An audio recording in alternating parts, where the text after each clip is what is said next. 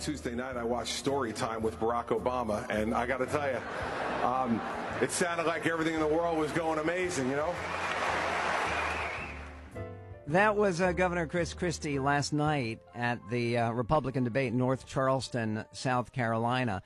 One of the things that I've read everywhere, people say, yeah, Governor Christie was great last night. He's always great. He's a good talker, good debater, good Republican, great governor, but he can't win. That's what you hear again and again and again and again. Chris Christie disagrees, I think. Governor Christie, you're campaigning in Iowa today. We are. We're campaigning in Iowa today, Michael. Thanks for having me on. And I thought it was a great night last night in Charleston. Felt good about our performance, and feel like this is really. I think when I was on with you the last time a few weeks ago, I predicted to you that this would be narrowed pretty quickly down to a four-person race between myself, Mr. Trump, Senator Cruz, and Senator Rubio. And I think last night showed that very, very clearly. I gotta largely agree with you. I mean, I think that Governor Bush was more effective than he's been in some of the past debates. Here's a question for you, Governor. The ratings are now out. The ratings fell off a cliff. This debate had 11 million people watching it, which historically, that's okay. But it's half as many people who tuned into the early debates. Why do you think people are tuning out? Well, listen, I think quite frankly, part of it is that, Fox Business Network's a little harder to find. For a lot of people don't have it. I know last night my daughter goes to the University of Notre Dame, and she texted me about 5 minutes before I was going on stage, and she said, I can't find Fox Business Network out here. So I think part of the ratings being down is that Fox Business Network is not, universally carried in a lot of these cable systems across the country. I think that might account for it. I think when you get to the next debate, the Des Moines Register debate, which is on Fox News Channel in 2 weeks, and then the ABC debate on February 6th from Manchester, I think you'll see those ratings go right back up. So I think it was more of a function of the outlet than it may have been out of anybody's lack of interest. Now, you're campaigning in Iowa right now. Conventional wisdom says Chris Christie, Iowa. You can't take those New Jersey values to Iowa corn country, can you? Sure we can. And let's face it, Michael, I've been asked to come out to Iowa to raise money for Iowa Republicans, everyone from Chuck Grassley and Terry Branstad to their state Senate Republicans and Congressman Steve King, every year that I've been governor. I've been out here every year that I've been governor raising money for Iowans, Iowa Republicans, at the request of Iowa Republicans. Now, I don't think they invite people out here to raise money for them if they think you're not an attraction. And so, I think we've done pretty tough race, and it's very competitive. But I think we're going to do better than people expect. And we're out here working hard. I'm going to be, doing town hall meetings all weekend, Saturday, Sunday, and Monday over the holiday weekend, and here campaigning today. And so I feel good about how we're going to do. We'll do well in Iowa, and we'll do very well in New Hampshire. Okay, Governor, I want to give you a chance to, first of all, you should know we yesterday played big excerpts of your State of the State speech, which I think was just an outstanding example of conservative leadership. And for people who didn't hear it, what Governor Christie is trying to do is stopping the Democratic legislature from bankrupting his state, going around your veto pen by making a constitutional amendment that would cement gold-plated pension for state workers. What do you say to those people who say Chris Christie is trying to balance the budget on the backs of the hard-working people who served New Jersey as teachers and cops and firefighters? Well, listen, let me just give people an example in your listening audience of what we're talking about when we say gold-plated pensions and health benefits. A teacher who worked 30 years, the average teacher in New Jersey, will pay over that 30-year period a total of $126,000 into their pension and for their contribution to their health benefits. And in return, they'll get a benefit of $2.4 million. $126,000 in, $2.4 million out. Sweet deal. Where can I sign up? I was going to say, any listener right now, if they haven't driven into a bridge abutment after hearing that, is saying to themselves, where do I sign up? How can I become a teacher in New Jersey? If this constitutional amendment passes, it will necessitate a $3 billion tax increase. $3 billion tax increase.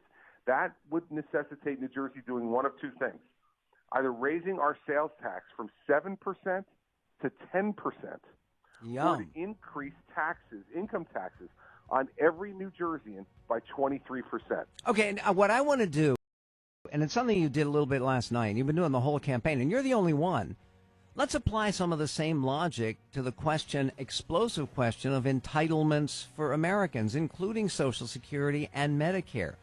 We will get to that with Governor Chris Christie, the always straight-talking, blunt-talking, and now surging candidate for president. We'll be right back.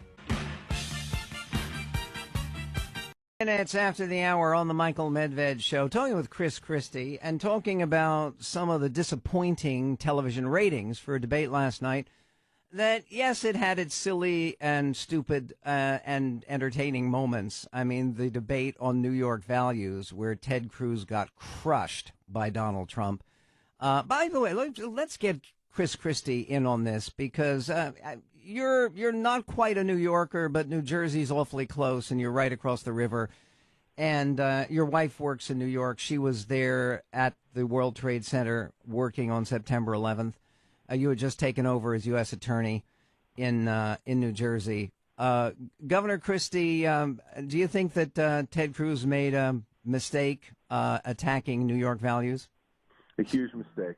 And I thought that Donald Trump last night actually did a very good job of reminding America once again about the strength and the resolve and the generosity of the people of the New York and New Jersey area and Connecticut who were disproportionately affected in terms of deaths and injury by 9/11, and stood up and showed the American people just another example of the strength of our country. And to somehow, for Ted to diminish that, I think is a big mistake on his part. I just think it's wrong. And I know these people. I've worked with them. I've lived with them. And these are good people. And we shouldn't be trying to divide our country by region for political purposes. We should be trying to bring our country together, Michael. That's what we need. We've had a divider-in-chief in the White House for the last 7 years, dividing our country. We need a president who's going to bring our country together and respect people in every corner of this great country. Let's go to Preston in Riverside, California. Preston, you're on the Michael Medved Show with the one and only Chris Christie. Hello, Preston. Now on the Medved Show with Chris Christie. I'd like to get both of your opinions on. I agree that we should not send be having third-party candidates because that just kind of messes everything up. But in the general election, or primary elections, I see a real problem, and it seems to be getting worse. And I find that the process, because of the nature of the process, just seems to send basically the hardliners, to the general election. And while stances like building a wall or being against gay marriage, things like that, might help you win a Republican primary, it really alienates you in the general election where we need independent votes. And everybody knows it's the independents who win these general elections. And I was just wondering if you guys think that's a problem. Governor Christie. If there's any way to combat that. Governor Chris Christie, go ahead. I think, Joe, the way to combat that is to make sure that you nominate someone who's shown they can do it. In New Jersey, we have 750,000 more Democrats than Republicans. We have more independents than we have either Republicans or Democrats. And I've been elected and then reelected with 61% of the vote just two years ago. And a majority of the Latino votes, too, right?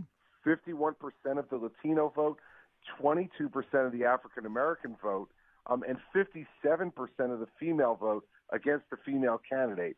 I've shown I can do this. I can win not only Republican votes and Republican primary voters, but also attract, right-thinking Democrats and independents to a cause. And that's what we're going to have to do to beat Hillary Clinton. And that's why I kept trying to bring it back to that last night, Michael. We got to focus on beating Hillary Clinton, not on beating each other up. Oh, absolutely. Now, one of the things, and we have a caller who wanted to ask about that, you brought up the explosive issue of entitlements. Do you really believe that the next president of the United States can do something about saving Social Security? I believe the next president of the United States must do something. Harvard and Dartmouth just came out with a study about 4 months ago that says that Social Security will be insolvent in that's going to be within the span of the next president's term if they win a second term. We're not going to have time to wait. We're going to have to do this quickly. And, by the way, we've got $19 trillion in debt, Michael, and 71% of all federal spending is now on entitlements and debt service. 71%. So we need to deal with this problem, and that's why it was the first speech I gave in this campaign, laying out, and I'm still the only person to lay out a detailed entitlement reform plan in this campaign. And last night, when Senator Rubio and Senator Cruz both got asked about entitlements, neither one of them would answer the question. And it's typical of senators. It's the difference between a senator and a governor.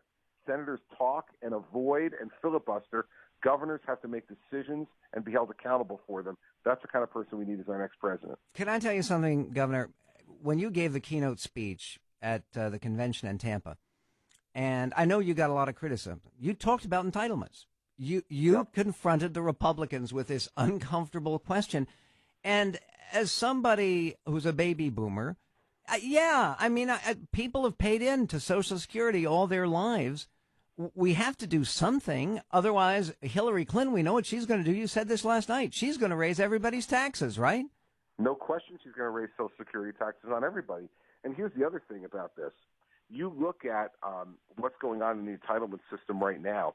The Republican Congress, this Republican Congress, conspired with the President of the United States to steal $150 billion from the Social Security Retirement Fund and put it into the bloated, dysfunctional Social Security Disability Fund. They just did it just a month ago. And Republicans did it with Barack Obama. It put us closer to insolvency for retirees. It makes no sense. You need a president who's going to make this a priority. And I've not just talked about it. I've proven I'm willing to do it by putting a plan out there that's going to save over $1 trillion over the next 10 years. That's Governor Chris Christie of New Jersey. I know you have to go. You're running to an event in Iowa where you're hoping to surprise a lot. Godspeed, Governor, and we look forward to speaking to you soon. That's Governor Christie. We'll get to your calls, particularly those of you who were waiting patiently on the line.